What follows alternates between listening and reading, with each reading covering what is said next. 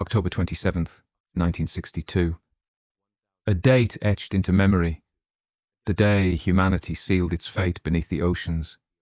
The Cuban Missile Crisis had dragged on for 13 agonizing days. In Washington and Moscow, two superpowers stared each other down, fingers trembling above their nuclear arsenals.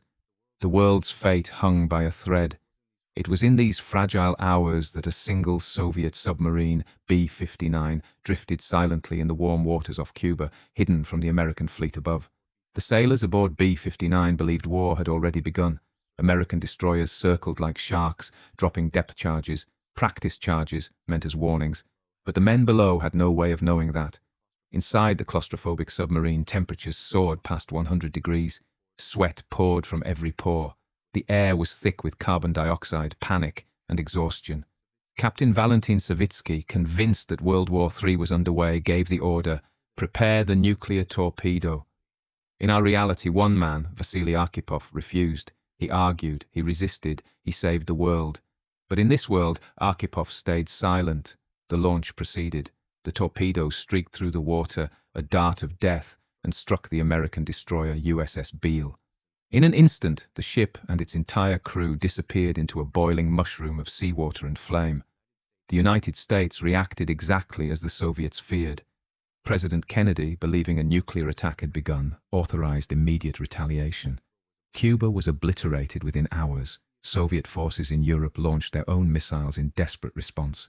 Within 2 days, the skies over New York, London, Paris, Moscow, and Beijing were painted in the terrible colors of Armageddon. Nuclear winter descended quickly. Ash blotted out the sun. Temperatures plummeted. Crops failed. The survivors, those unlucky enough to survive, stumbled through the ruins of civilization, eking out a meager existence underground, far from the radioactive storms raging above.